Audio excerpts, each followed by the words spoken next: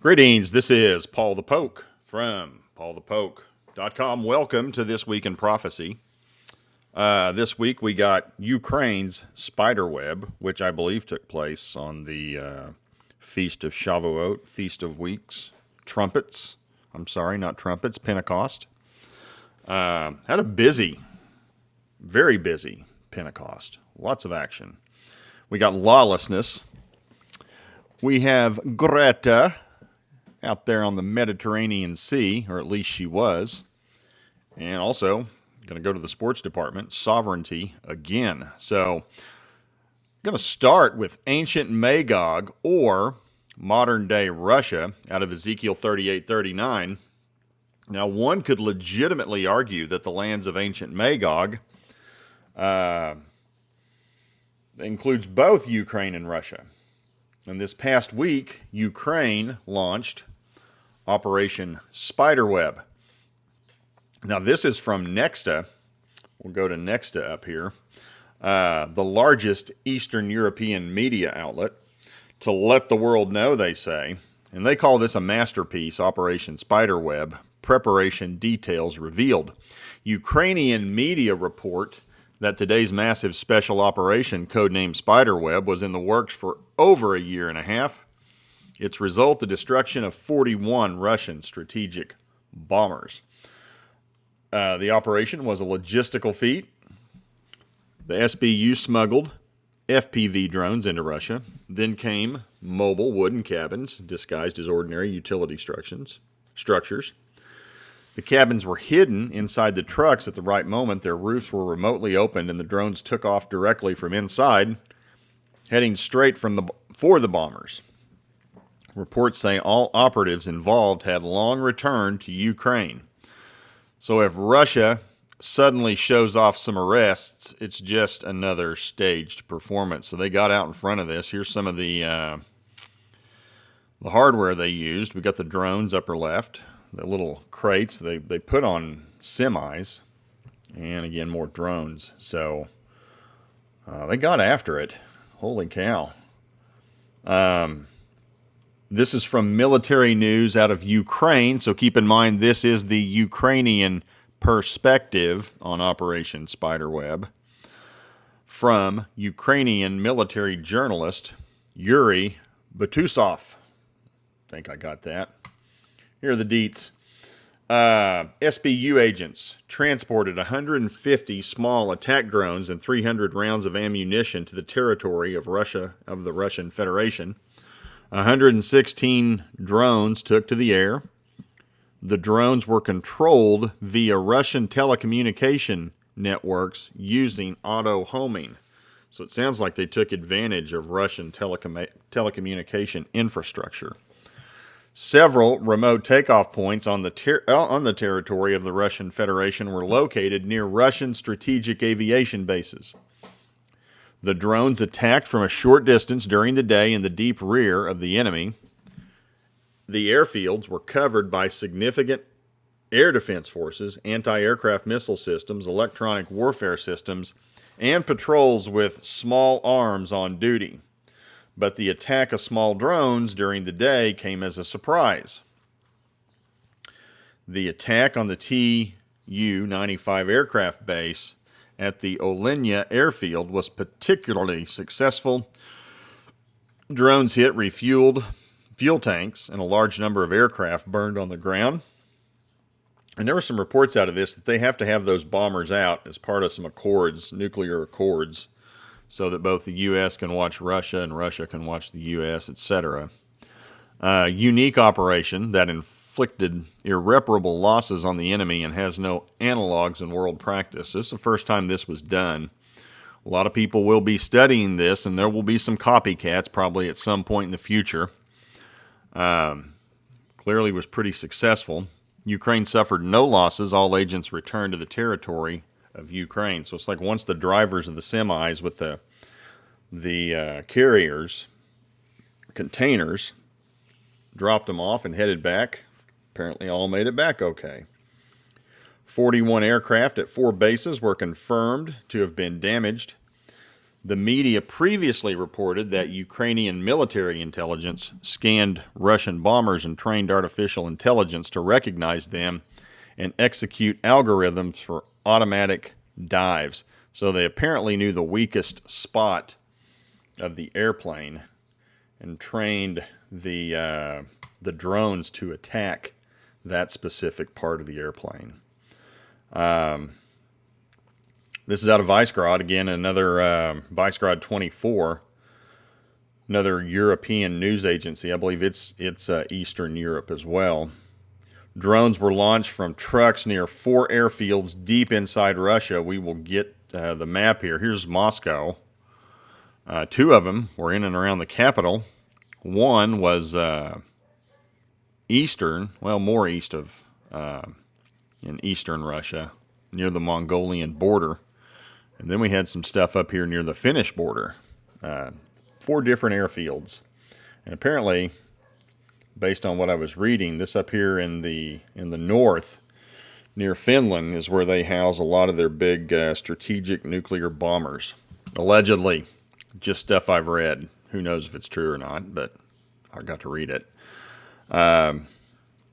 Radio Europe, immediately Russian President Putin called emergency meeting of the Security Council after Ukraine shot down. Well, they didn't actually shoot them down. They shot them while they were on the ground. 40 Russian aircraft, 41 depending on who you listen to. Big Russian response, possible nuclear strikes expected in coming hours. Now, a lot of Russian commentators called this Russia's Pearl Harbor, essentially setting the stage for wanting to, since the United States used nuclear weapons, this is unprecedented, and this ranks in that same account as far as Russia sees it. Some setting the stage for Russia being justified to use nuclear weapons. So, now, of course, it's been a week, 8 days now, and nothing's happened. They are still bombing away again tonight. Russia is on Ukraine. Jim Ferguson, he's out of the UK. 2 Russian submarines enter the Black Sea, caliber missiles locked and loaded. We'll take a look at this. Russian Navy has deployed 2 advanced submarines into the Black Sea, each capable of carrying up to 12 caliber cruise missiles. Kremlin insiders, this is a pre-positioning for strategic deterrence or something more. Ukrainian ports are now within seconds of strike range. NATO surveillance aircraft are circling nervously overhead. Shadow war just surfaced, literally. Now, here's his interpretation of it. And this has been confirmed. I saw this on a couple of different sites here on X corroborating this. Now, again, is it true? I don't know, but you see enough of it, it makes you wonder. Russia's not denying it. In fact, some of them are like, yep, we did it. Russia can now strike deep into Ukrainian territory from undetectable positions. NATO supply routes and staging points are now in the crosshairs. Calibers have already devastated infrastructure. Now they may be used in mass. It isn't a drill. It's a battlefield maneuvering before a potential first strike. Underwater death platforms now lurk beneath the surface, and the West is watching. And so, now, is this the actual shot of a Russian sub in the Black Sea? They're claiming that. Do we know that definitively? No. But again, there were several European sources quoting this. Well, if it's not, it's a great psychological operation on behalf of Russia, if that's out there. Again, who knows what the truth of the matter is. But we do know they have submarines, and we do know they are capable of carrying Kinzhal missiles. So definitely something to keep our eyes on. And again, they're bombing tonight.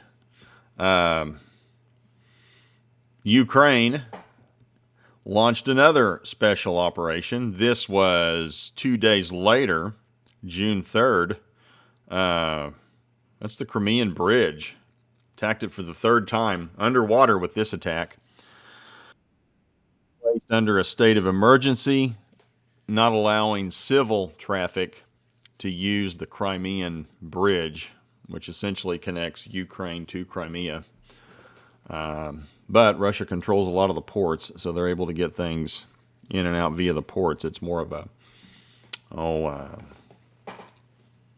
auto, truck, land juncture for transportation. So Ukraine launches huge swarm attack against military targets across Russia.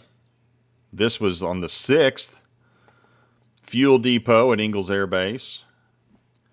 Not even going to try to say it. Diaghilevo Air Base hit. Probably mispronounced that. Military electronic plants in Tambov hit. Bryansk Airport hit. And so Podolsk near Moscow and Crimea. And big. Somebody from their car showing that. Clearly escalating. Zelensky and friends are just frankly hell bent on trying to start World War III. Friends in Europe. How far are they going to push? Now, again, Russia has responded with multiple airstrikes and have been nonstop throughout Ukraine. Multiple Ukrainian air bases have been destroyed, according to Russia, and they're not finished. This is from Nexta. Well, we covered that earlier. It's a European media source. Kremlin's full response to Ukraine's Spider operation is still ahead. Reuters reports out of the United States. Moscow is planning a massive, brutal, and unrelenting attack. Notably, officials say Russia is preparing an asymmetrical strike. So this is going to be more than a little pinprick compared to what the drones did. Not against military targets, but symbolic and vulnerable ones, says Russia. Now, again, who knows what they're up to? If you guys want to read it, this is out of Reuters. U.S. believes Russia response to Ukraine drone attack not over yet. Expects multi-pronged strike. And again, they're still bombing each other 8 days later. And they really haven't stopped. It just continues to escalate. And with that, we're going to transition to 1 Timothy 1, verses 9 through 11. Understanding this, that the law is not laid down for the just, but for the lawless and disobedient, for the ungodly and sinners, for the unholy and profane, for those who strike their fathers and mothers, for murderers, the sexually immoral, men who practice homosexuality, enslavers, liars, perjurers, and whatever else is contrary to sound doctrine that is, in accordance with the gospel of the glory of the blessed God with which I have been entrusted. So, pretty much that passage there in 1 Timothy chapter 1 pretty much sums up our world and culture.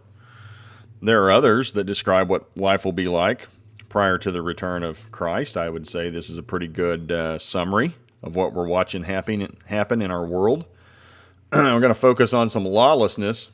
I'm going to start with antisemitism in Boulder, Colorado.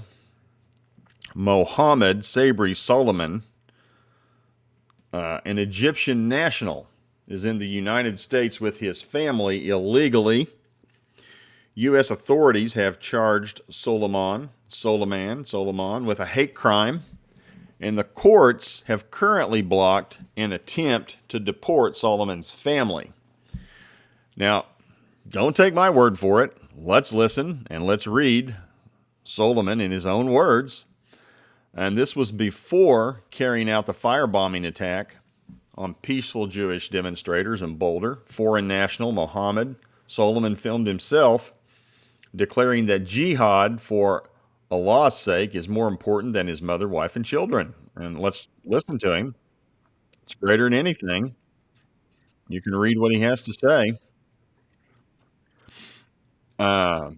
Greater than everything else. And so when you hear Allahu Akbar, that is, my God is greater. It's greater than anything. It's not just, it's greater than the God of the Bible. Tried to encourage his family to do something, but they didn't, so he's gonna take things into his own hands. Got a little angry about it. Thought about divorcing his wife and kicking his son out of the home. Um, dozens of times, Allah Akbar, and he lays it out very clearly. God is greater. My God is greater. Greater than whatever. Greater than everything, he says. Okay. Then he names off some countries. Only Allah has the right to be feared.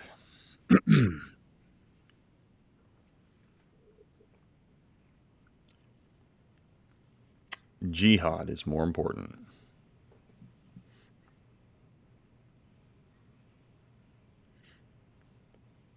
And jihad, for Allah's sakes, more beloved to me than you and the whole world are. So he is, I mean, war and jihad more important than anything else to this guy.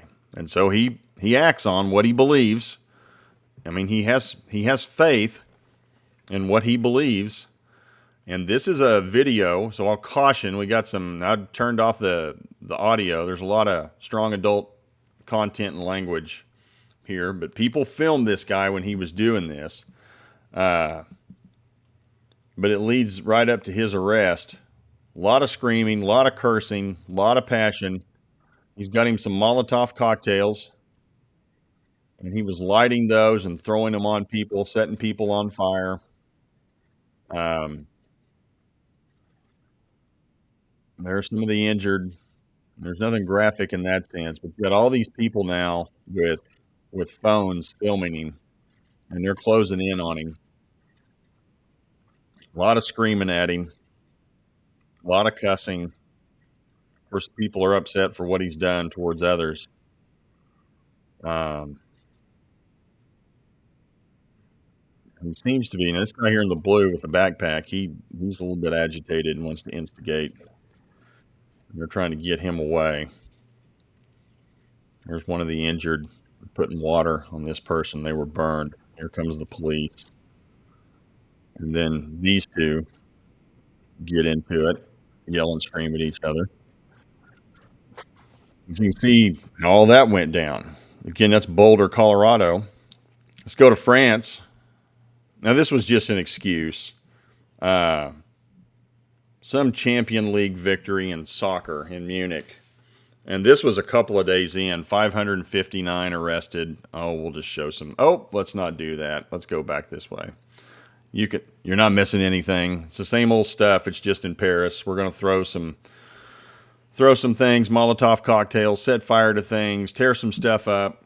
264 cars torched, 692 fires reported, 22 police and 7 firefighters injured, 2 dead, stabbing in a scooter crash, emergency lines overwhelmed, and of course they say celebration turned riot. That's whatever. Don't blame it on soccer. It's just lawlessness, lack of self-control, just tearing stuff up. Leads us to Los Angeles, California. This is last 2-3 days now. Trump's decided to employ the National Guard to protect ICE agents and other federal officers conducting deportation raids. And by the way, this is Fox reporting on this one. An alliance of far-left militants, Antifa, and migrants have been rioting, attacking ICE officers and detention centers over the last 48 hours. And here's some of the video. Setting a car on fire, and let's go make a little circle. Got the Mexican flag out. Outstanding. There's way more stuff. I mean, there's just stuff being set on fire, stores being looted, breaking into stores, shutting down interstates, throwing rocks at vehicles, government vehicles, police vehicles, private vehicles. Pete Hegseth, he came out. Violent mob assaults on ICE and federal law enforcement are designed to prevent the removal of criminal illegal aliens from our soil. A dangerous invasion facilitated by criminal cartels, foreign terrorist organizations, and a huge national security risk. Under President Trump, violence and destruction against federal agents and federal facilities will not be tolerated. It's common sense. The Department of Defense is mobilizing the National Guard immediately, and they've dispatched them, to support federal law enforcement in Los Angeles. And if violence continues, active duty Marines at Camp Pendleton will also be mobilized. They are on high alert. Now, as of this evening, June 9, there are mixed reports about whether or not this has happened. Governor Newsom has sued the federal government and Trump.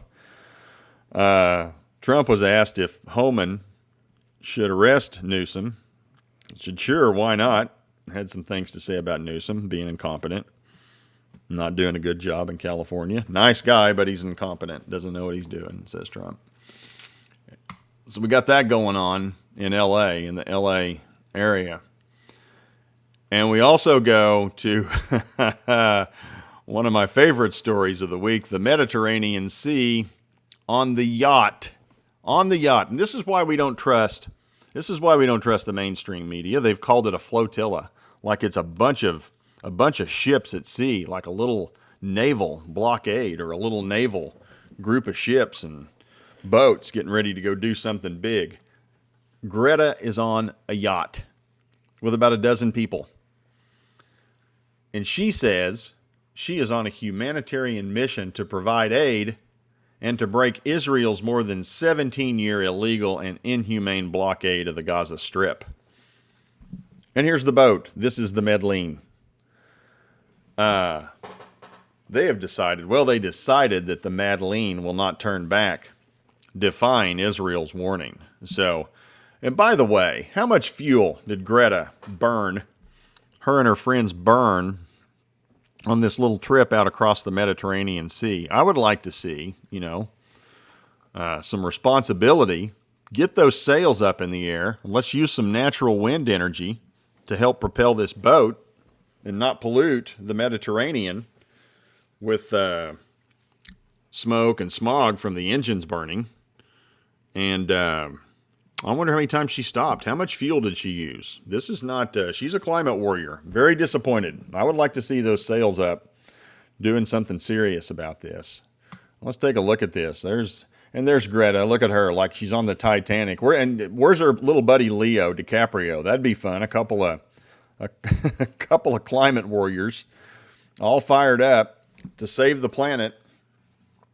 And they don't use sails. They're burning all kinds of fuel.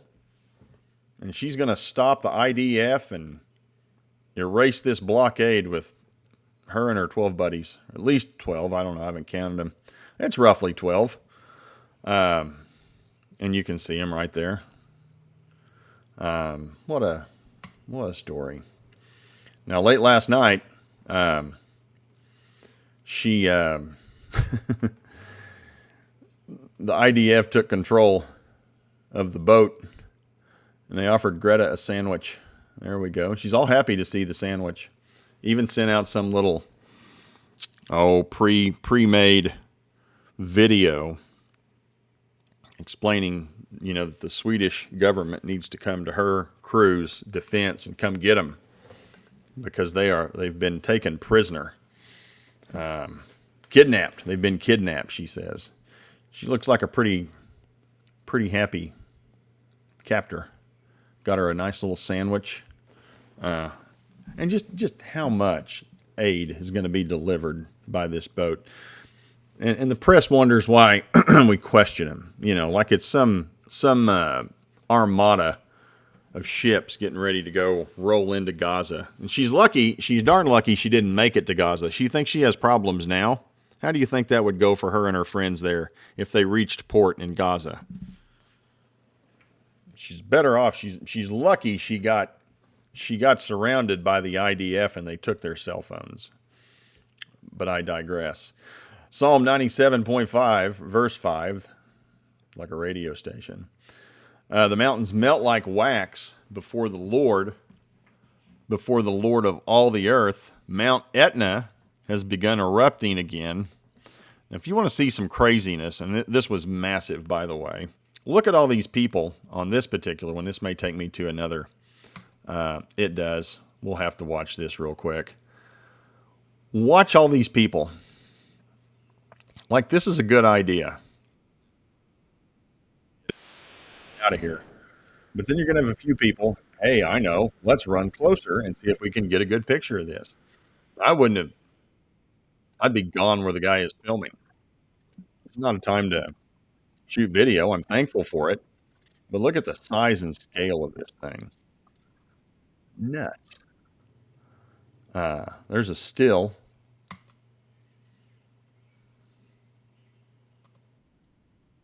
I mean, raw power on display. Unbelievable. Unbelievable. And lastly, from the sports department at Paul the Pope, sovereignty dominates journalism again at the Belmont. So, as if there was any doubt, sovereignty just clobbers journalism uh, twice this spring from sovereignty on the outside. The blue horse, number 2, wins going away. I find this very humorous. So, at any rate, I appreciate everybody taking the time to follow along. Please feel free to share with others to paulthepope.com. This is under culture, prophecy, and then we got all the SEO words down here below, keywords. Appreciate you guys taking the time to listen and read. Have a good one. Bye.